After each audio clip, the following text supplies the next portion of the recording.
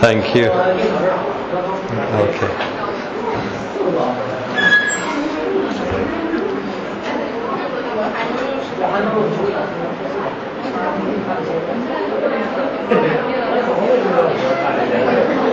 Good afternoon. Hello, ni hao. I will try and speak slowly and try and think slowly to speak slowly. The trouble is, as an intellectual, my mind goes faster than my mouth. So it's like thinking you finished a meal before you've eaten it. So, it's nice to see you. I hope that if you don't understand everything, your English will get better during the 3 weeks, and that you will understand a little more about history in general and a lot more about early modern European history in particular, because the kind of history I teach is not just what happened, it is informed, created by a kind of philosophy of history and how we do history. So I'm trying, between the lines as we say, to teach you about history and how we study it, as well as about the past of Western Europe in this period. And in the years to come, the 2 years to come, we will go into aspects of European history. If you want to follow my classes in more detail, we'll do things like the 18th century, the 19th century, but also cultural history and popular culture and so on. So you can become quite expert with an expert on European history if you like. And my classes will always be open to people just to come and listen. If you're doing other things, you can come and listen from another class in the years to come, if you like. So, okay. Now today I want to talk about the general shape of European society, first of all, about the way people think about that shape. So something can be something, but we can think about it in different ways, okay? And I will show you some pictures so that you realize that society is a problem to discuss, not a simple thing. And then I will look, having explained that there are some difficulties, then I will look at the clergy, that's the church, people of the church, and for most of the class we will look at the nobility, and we'll look at elements of the nobility, who they are, how we define them, whether they're an open elite or a closed caste, we say in English, a closed group, like an Indian group that you're born into, a caste, or what role they play in politics and the state, and what role they play in society. And of course, although you're only in your first year and you're in China, history is made of debates and discussions and arguments, and nothing is really finally decided in terms of interpretation. So all of those things I just mentioned are subject to debate, to disagreement amongst historians, largely for a long time between Marxist historians and non-Marxist historians, but more recently between historians influenced by sociology or historians on the right or on the left politically and so on, rather than just Marxism versus the Cold War warriors against Marxism in the 1950s and 1960s. But the challenges to an old picture began in the 1950s and 1960s with the debate between Marxists and non-Marxists in Europe. I need to get my notes out of my bag, so a quick pause. Short pause. Oh my God.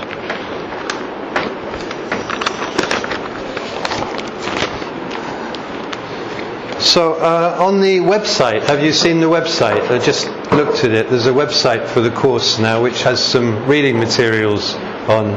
Could you explain about that if everybody hasn't read their emails? We have got it. Yeah. Yeah, you have got it. Everybody's got that. Okay, so I put some pictures, I put a lecture, which I'm using as the basis of this lecture and the next lecture on the next two lectures. And I put a handout called the Society of Orders Summary. For those of you whose English isn't perfect, or for English people like me, there's another one I see has almost the same title. It says Handout Society of Orders Documents, and the other one has a description of the nobility from the 17th century and so on. So the Society of Orders Summary, which has some points here that I don't expect you to read, and the other one has some documents, okay, which I will use to quote from. So let me get my papers in order. So many papers. First of all, let's think about how we describe society. This lecture talks about a society of orders. Now, you're familiar, of course, with the idea of a society of classes, with the working class, the middle class, the upper class, and so on. But a society of orders is defined by law, by legal categories, not therefore by economic function, but by religious or political or social function.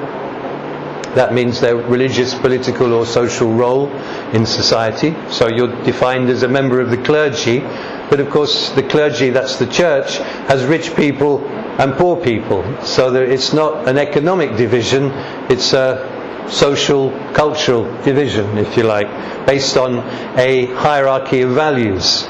So society is representing itself through its values, and it gives value to the first group in society, the religious group, more than to the second group, which is the nobility.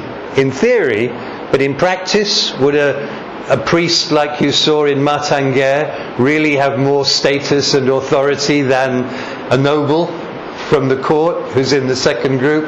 Of course not. So you can immediately see that the imagined or legal definitions in society are not practiced as real definitions all the time.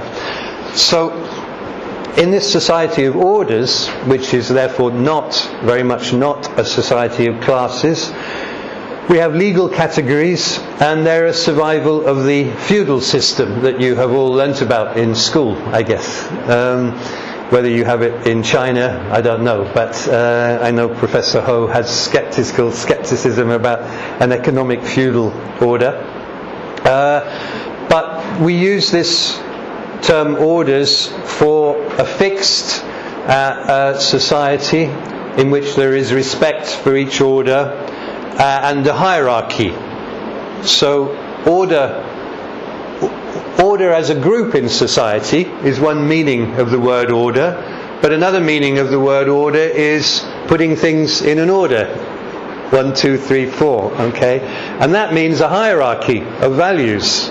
So a society of orders is a society with a hierarchy of values that are given to these social groups, or orders, okay? So order is given to order, just to joke, right? Hierarchy is given to order.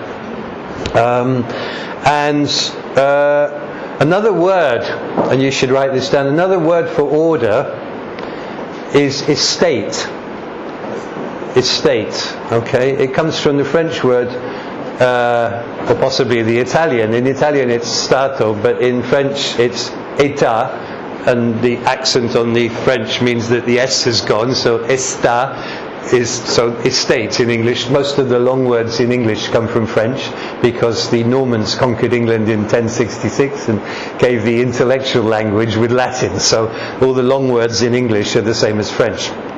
So this word estate means order. It means rank.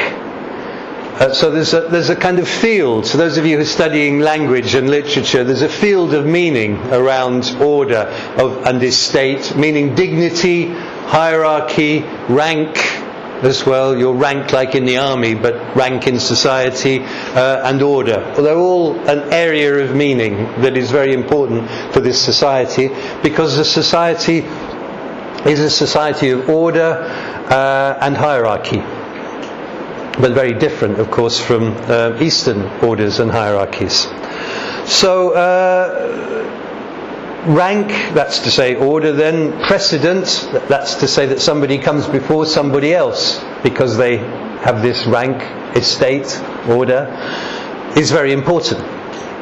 And privilege is very important. Now, what's a privilege? You were supposed to come from a society in which there were no privileges because of communist society, and so the notion of privilege, but in early modern Europe, from 1500 onwards, privilege is something that is legally defined and is tied to or associated with, joined to these orders. So the clergy have privileges. For example, they don't pay direct taxes to the king because their role in society is to pray. So they argue that they pray for society and they shouldn't pay money. Now, of course, in the real world they have to pay money because the king needs money, and also because the king gives important church offices to his friends, relatives, members of the higher order, so they owe him something, right? So they will not say no completely when he asks for money. They will say yes, but okay, some. Okay, so the church pays much less than it would pay if it weren't independent, but it pays some. But that's its privilege. It's a privilege. The church has the privilege of wearing special clothes. The church has privileges as lords of manors because the church is a big landowner and so on. But I'll come to this. I'm just using that as an example. Okay. So all of these groups have privileges, even down to peasants, because peasants may live in a town which has privileges. So I'll come to why. Or they may live in a province like Sichuan, okay? And because they live in Brittany, in France, or because they live in a small state in Germany, or a small state in Italy, they maybe don't pay the tax on salt, which people in the next province have to pay. That's quite nice, really, because it creates a smuggling opportunity for which you can get sent to the galleys in the Mediterranean to spend your life rowing for the king if you smuggle. But it means that the peasants in Brittany, where there is no salt tax, why? Because it's by the sea and they get salt from the sea and they produce salt, so you can't really tax it. But also it's one of their privileges that they will defend. So their identity is associated with their privileges, like the nobles' privilege to carry a sword, the church's privilege to go first in the procession in the town, is something they will fight about. It's part of their identity. It's who they are. Okay, and you are your order or your rank or your dignity. You're not an individual. You're not, I, Peter Campbell. I, son of Robert Campbell and such, member of with a fief, a landed holding somewhere, etc. And so the individual identity is much less important than being part of a group. So it is a society of orders, and there are three orders. The first one is the clergy. The second, that's the church, then, the Catholic Church, in most of Europe. The second, and that's because they pray. The second is the nobility, and most nobles have a title of nobility. The exception, the difference is England, where there are very few people with a title like Lord or Duke, and there are no chevalier, knights and so on in England. So there's a very small group of people with actually a title, and quite a large group, the same size as the noble group in France, of people who are called gentlemen.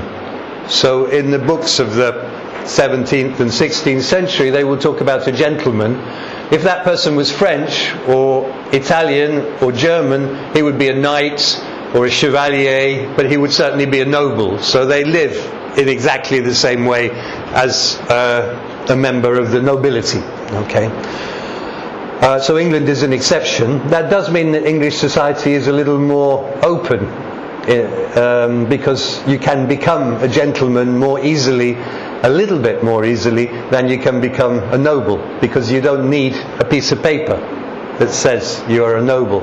So you don't have to pay money to a king, you don't have to prove that you have been noble for 4 generations and so on. So you're not in a society which is defending nobility through the law courts and through the taxation system. The taxation system doesn't want people to become noble, because the nobles have a privilege of not paying taxes. So they don't want bourgeois people to become noble. But in England you can, as Thomas Smith explains in a document in the 1570s, in a book, A Description of England. So the clergy, the nobility, and then the third estate. Okay, the third estate, not the third order, so we're using this word estate. The third estate. And now who is the third estate? If the clergy, I'm using France, it is the biggest country, but it's not completely typical, but France is a good example, with its 20 million population, and remember 4 million in England. In France, the nobility is about 1.5% to 2% of the population. So 1.5, okay, two nobles in 100 people. And that figure is the same from about 1400 to about 1789. Now if you're thinking with me, you're thinking, how do they survive at 2% if they're a closed group?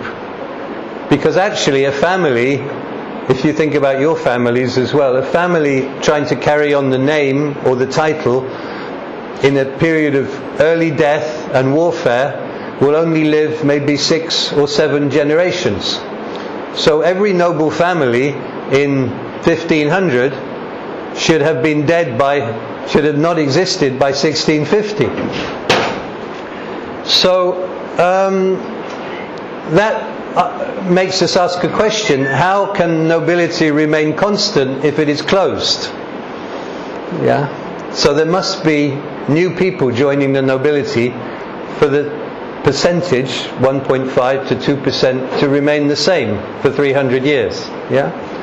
So that raises a question about whether this group, which is defined by law, is really closed, whether it's a closed caste, or whether it's a little bit an open elite. Right?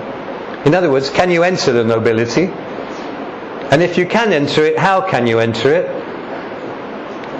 How do you get to be a noble? And that means we have to look carefully at what it is to be a noble, to see what things you have to do to become a noble. And sometimes you can just buy a title of nobility, but they won't sell a title of nobility to anybody. It has to be someone who is suitable to be a noble. So that then means that the bourgeois people who want to become noble have to behave in a certain way. So nobility becomes a social value that you want to copy so that you can become noble in society if you are rich. Okay, now the third estate is everybody who is not 2%, 1.5% clergy, 2% nobles, that's 3.5%. So nearly 97% of the population, we don't have precise figures because there are no censuses, there are no documents that we can look at. We can only count the titles of nobility in dictionaries of nobility, for example, and you count them and then you multiply them by how many people would be in a noble family. Is that 4, 5, 8? So your figure in France says 120,000 to 250,000. We don't know, even in 1789, which is not so long ago. So we don't have precise figures, but we do know that 95 to 97% of the population is in the third estate. So that's a very big group, okay?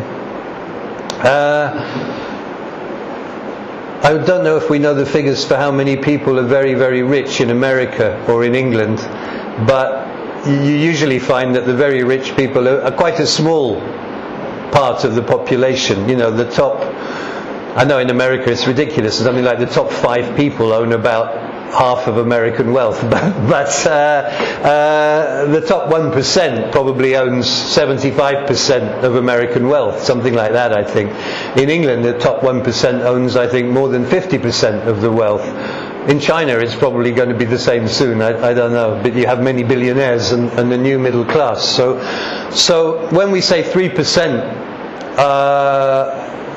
come from the top orders of society, you know, that means that there are poor people, not very poor, but, you know, there are some very, very rich nobles, and there are nobles who are poorer. And of course in the church we saw the priest in Martinguer, who obviously lives like a villager.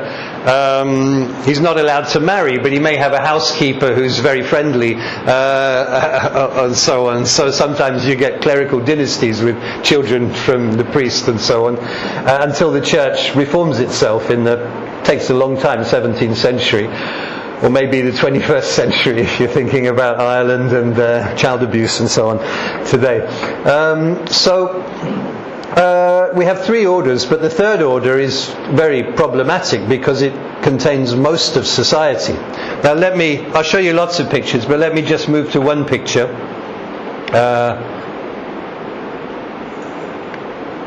I got some more. That's somewhere. Okay. Now, where is my? Yeah, it's more of a mess really. That's this one, okay. And it's been date modified. Hang on, I'm looking for the one I just moved into here. Last name. Where is it? Here we are. Now that's the woman one.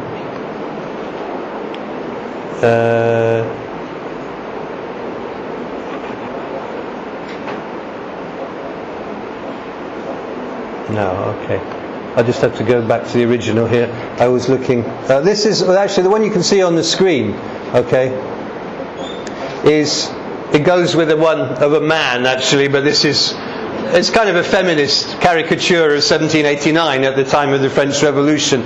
And you have the woman of the people carrying a woman of the church and a noble woman. Okay. Now there's the one that goes with it, which is a man, which I'll try and find, of the people, the peasant carrying the man of the church, and a man of the nobility as well. But what I wanted to show you.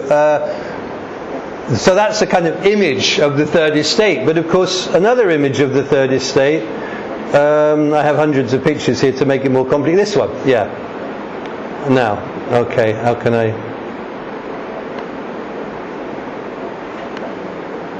just move this in a bit?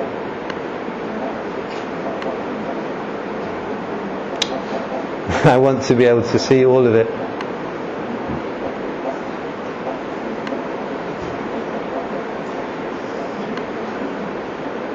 Okay, well you can see enough of it. Okay, now that is a picture that's also called the 3 orders.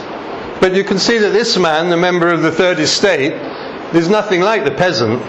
Okay, he's very much a bourgeois person, probably a man of the law because he's wearing black robes and so on. Originally that also comes from the church in the Middle Ages. But so the man of the church, the noble, and the third estate shows that the third estate, in terms of political representation, politics, excludes the peasants completely, and it also excludes the people working in trades in the town. So in practical terms, the third estate, in terms of politics and power in towns, is just the richer members of the bourgeoisie, the upper levels of the town. Want more political rights. Sorry? So they want more political rights. Who wants more political rights? Third estate. the higher members of the third estate eventually want more political rights, but for a long time they want to be noble. Yeah. Which will give them political rights, of course, but they're not interested essentially in politics. They're interested in social status, in rank and dignity. So it would be a mistake to think like a Marxist then, okay, if I know you're probably not Marxist, I don't know what I can say and what I can't say, but it would be a mistake to think that everything is conflict. You know, the thing about a society of orders is that it's harmonious. And that picture, actually, you know, they're all equal. This is the idea that the three orders, politically behind this, it's the beginning of the French Revolution, and politically this picture is saying we can work together. There are three orders. Politically, the other picture is saying that the third estate is illegally or immorally exploited by the other two estates. The peasant is carrying them, okay? So you've got two different images. You've got one of harmony and order, you know, where everybody plays a role in society. Everybody has their part to play in society. So, and this goes back to our society of orders, where the nobles pray, the clergy prays, the noble fight, and the third estate feed the population. So they are, if you like, the hearts, the arms, the head is the king, and the stomach is the people. You can have the image of a body of society. But the point about those images is, unlike an image of class society, which is one of conflict, there's the idea that the proletariat is automatically exploited by the middle classes and by the rich. A class society is one of conflict. A society of orders is a society of harmony, where everybody has a role to play. And that, did you understand? So it's a very conservative vision of society. And actually the fascists in the 1930s really liked that idea. They look back to the monarchies and the old regime in Europe because there's no class conflict in a society of orders. Everybody gets on together. You know your place. You know, they would like you to be happy to be a worker in the Renault factory and someone else to be happy to be a worker in a bank, because that gives them their role and their dignity, and they wouldn't like the Renault workers and the bank workers to get together and so on in a class system. So a society of orders is a harmonious society, and that is part of the whole vision of the world that people have in this period. It's all about harmony. Now there are conflicts, but they think it is all about harmony, and everybody has their place. And that place begins, and that's why we're looking at the family. It begins with the family, of course, because you're a member of the family, which is a member of a group like artisans who work in the town, or peasants, or a bourgeois family, or a noble family. So it begins with the family. And authority in the family, and the image of authority, is one of the father of the family. So the king is not someone in conflict with the people. He's someone in harmony with the people, because he is like the father of the family, looking after his children, you see. You probably have that in China with the emperor, yeah? Or not? No? In theory, no? I don't know. Yeah? Well, it's something to think about anyway, comparatively, and if my class makes you think, that's good. Are you understanding? Yeah. It's okay. Good. I try to say intelligent things as well as boring factual things. So far we've got just down the first few lines of my notes. You see, that's so. Okay, so let me get rid of that now.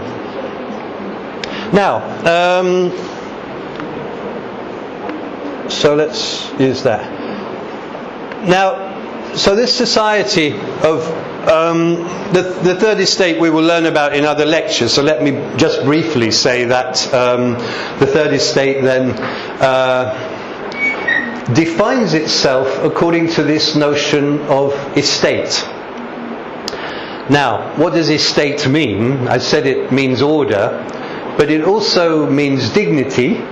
Okay, dignity is kind of honor, and the honor you get is from your role, what you do in society. So the dignity of a clergyman is because they pray, they're a member of the church.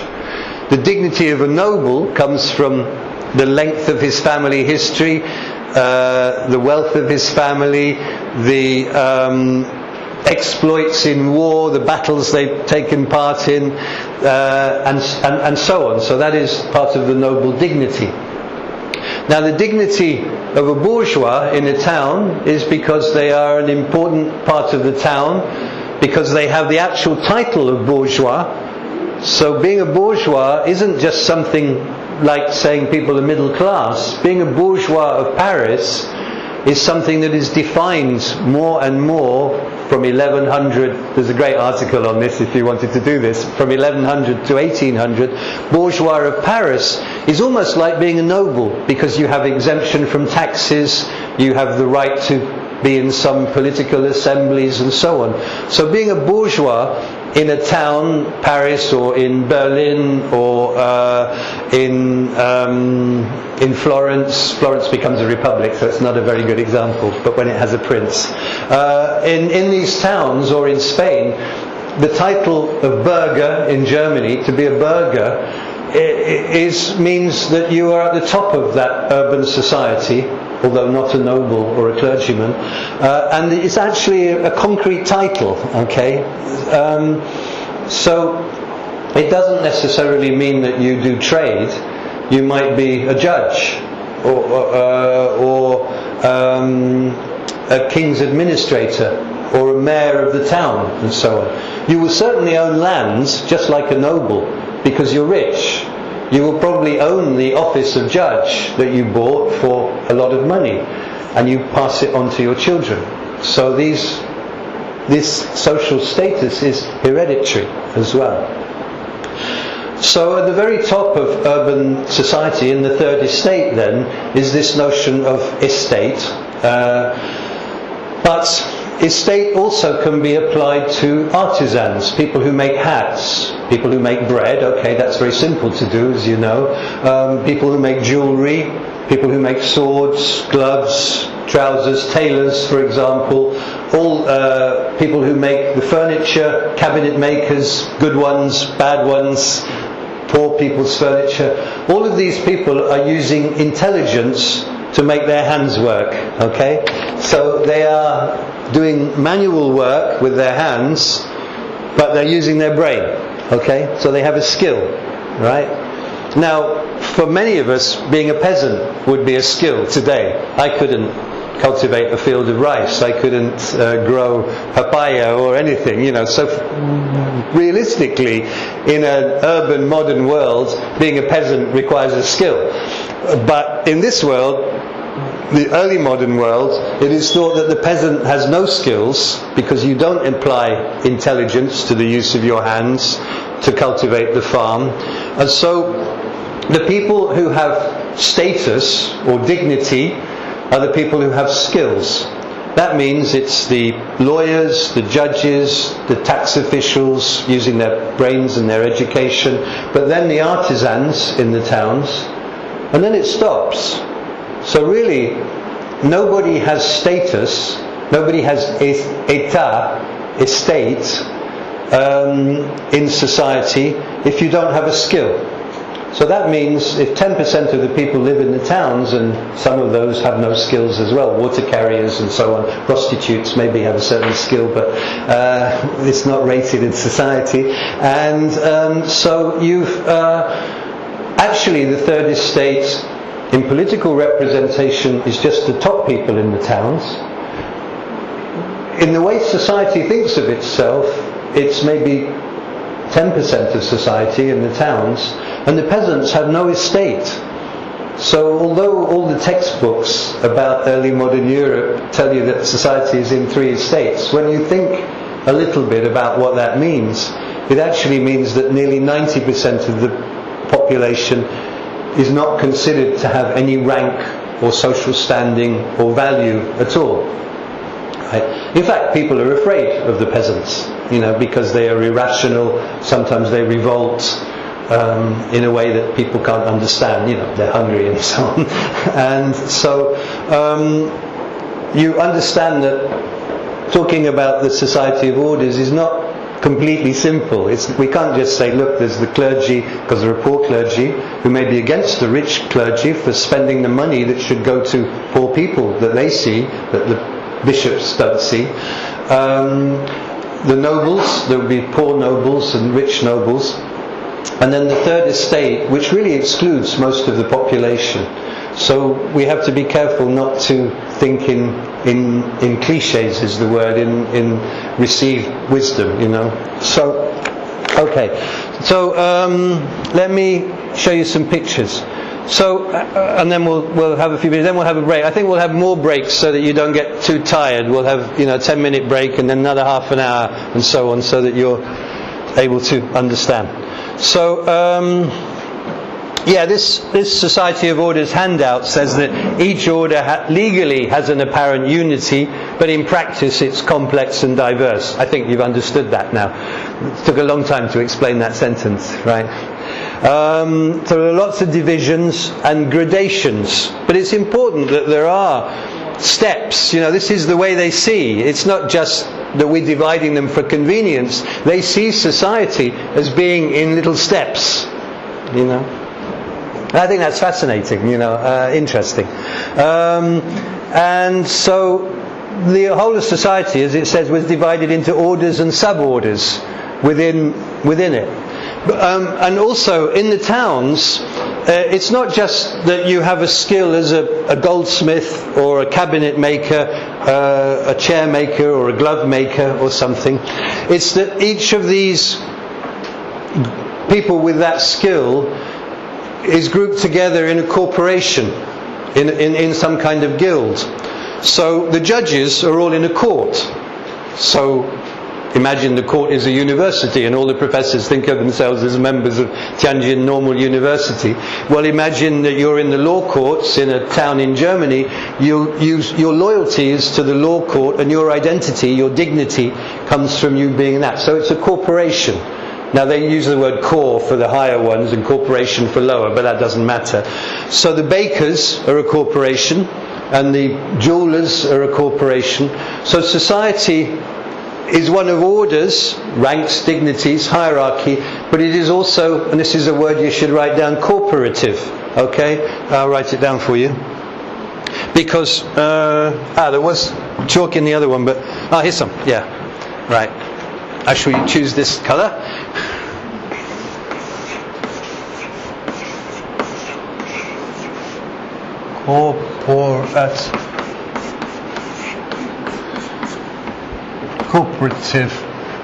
Cooperative. Okay, so it's divided into corps. So this is what fascists liked about the early modern world in the 1930s, because it's cooperative, a cooperative society, easier to control. Less conflict, you know. But the conflicts take place between the corporations. So the old regime is full of conflicts that are not class conflicts, they're corporate conflicts, right? So now why would that happen? Okay, let's look at a picture to understand. You see I'm very radical and revolutionary from what you learned at school, right? There is no class conflict in the early modern period, right? Write that down. Okay. Here. Now,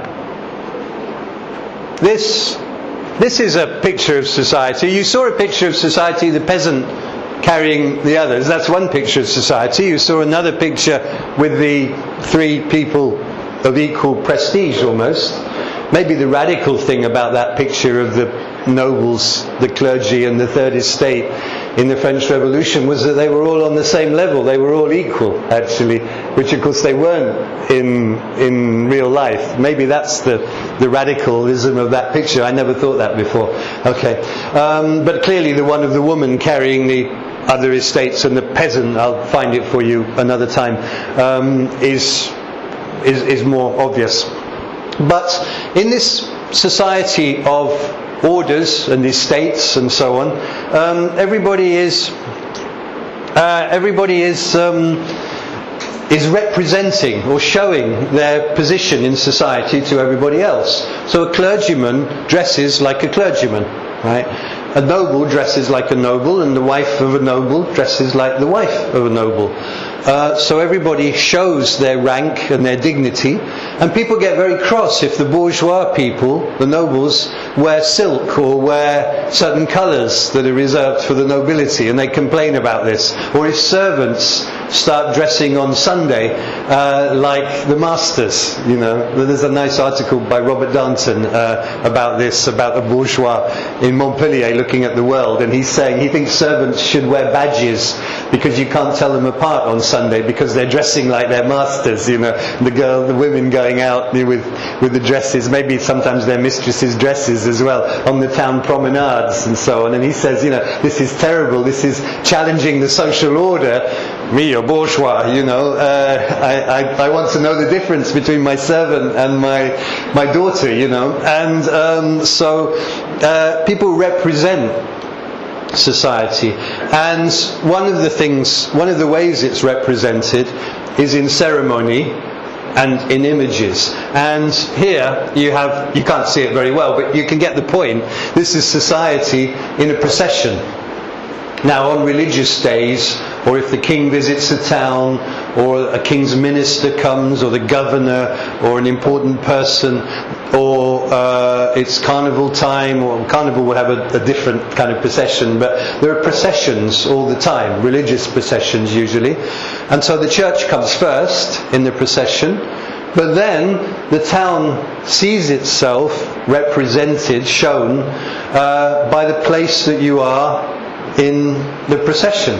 So that procession has written underneath it the names of the various groups and corporations and so on.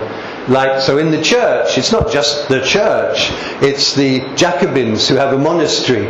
It's the bishop and the cathedral chapter, that's the people working in the bishop, followed by a Jacobin monastery or the Dominican monastery and so on. So they all have their institutions, they all have their corporation, and they all have their place in the parade, right?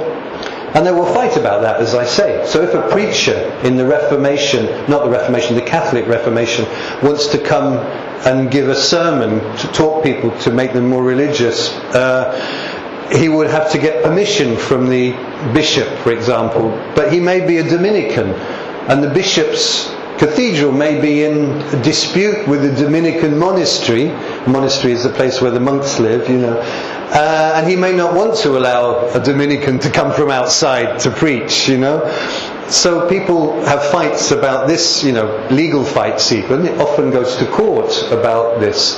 So society represents itself, to come back to the picture, and there is a place in the parade. And people fight, argue about whether the goldsmiths are more important than the fine cabinet makers and come in that. And so you have disputes that go on for hundreds of years, sometimes court cases, you know, generations, traditionally, or should we call them rivalries, okay? And so this is another image of society, though, you see. It is a harmonious image because it's a chain, isn't it? It's not that. What is that? Also, it's not lines like that with a break, it's a line like that, yeah? Okay?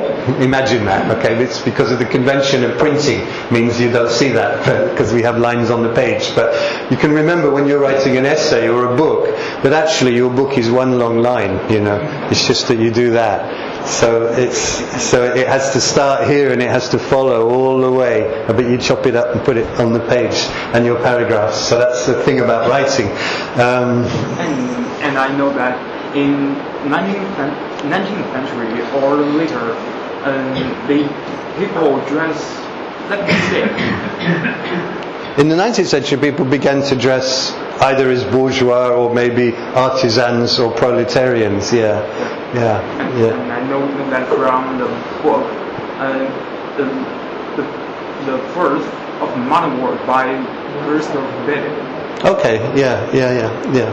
I'm always suspicious of books with, good books with titles like The Birth of Modernity and so on, because what is modernity is a big question, and I don't understand the answer to that. What is modernity? It's become a fetish for people studying literature and history. Modernity is something wonderful or terrible. I'm not sure. Is modernity good or bad? So just 5 more minutes before we have our first break, because I have a few more points to make. So we have this procession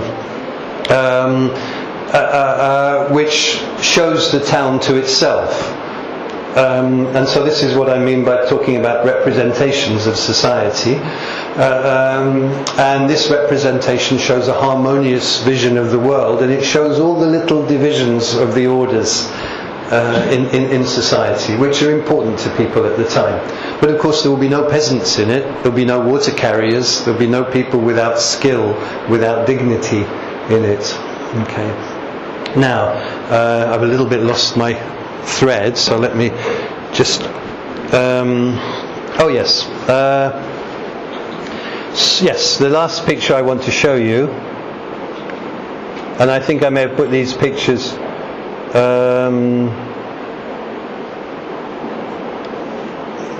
where is it?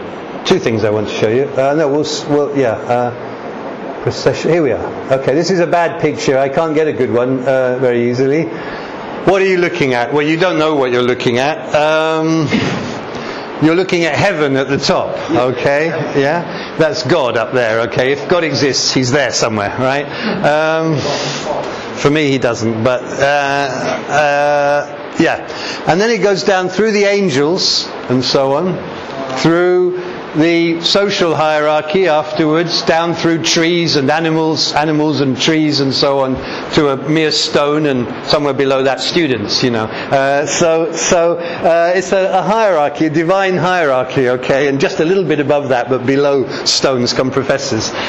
So you've got this hierarchy, a divine hierarchy of society. Now that follows on. This is really incredible of me. This follows on from that last picture, because I talked about a chain, right? And this is called the Great Chain of Being. How's that for a link, Hey, cool.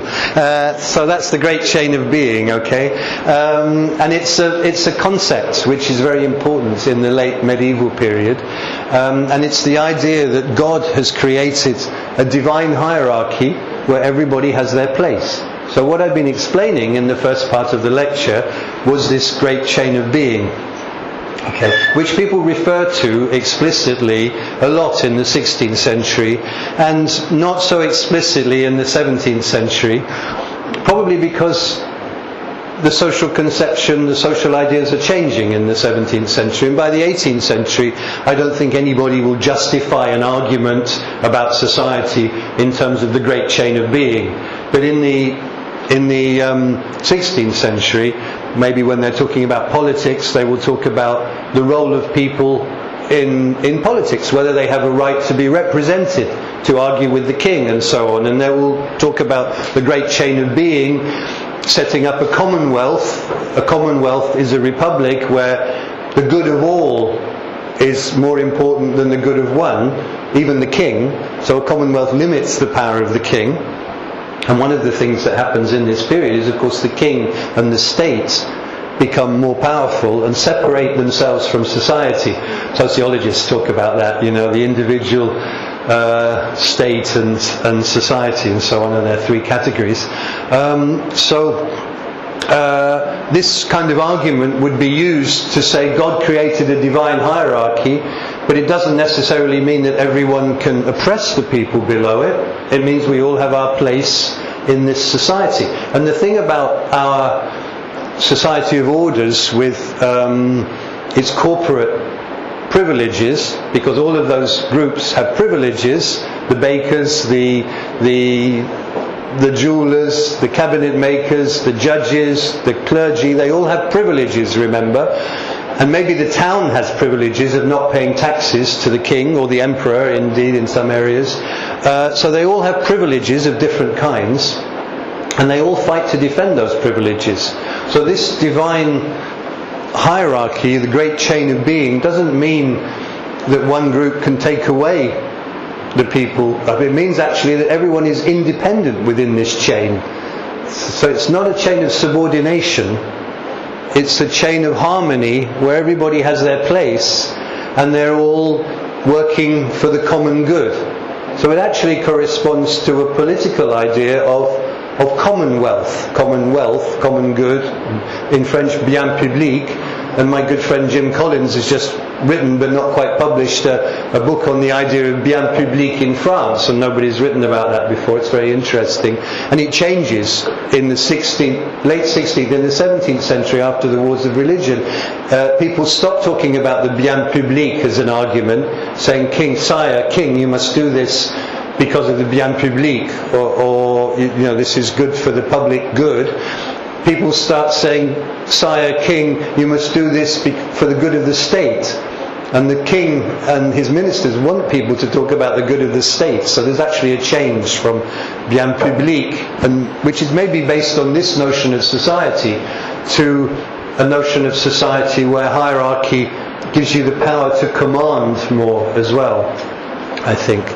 But a lot of these orders in society do have the power to command. The nobles are thought to be natural leaders in society, and there's a document we can look at, but it's in quite difficult English, but I'd like to spend a little time maybe tomorrow looking at this document because it's a description of English society, and it's written in terms of who is suited to command. So the dukes and lords are suited to command, and then these people are suited to wield power, to use power, and so on. And then the bourgeois, or the gentleman, and then the yeoman, and below that nobody is really suited to command, the other 90%. Although that gets challenged in the English Civil War in 1642.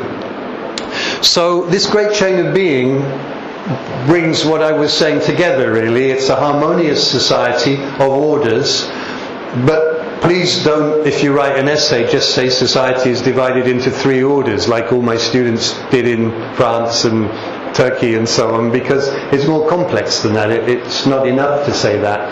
That's not the way society works at all. So I think we need to have a break for 10 minutes. I need a break as well to think about what I say next. I haven't even used any of my notes, you see, so that's just me inventing. So let's stop for 10 minutes and then, until 3:05, yeah? We'll start at 3:05. Okay. Thank you.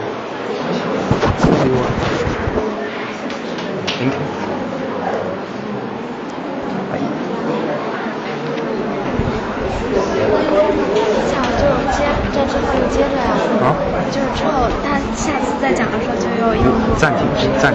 暂停是白色的。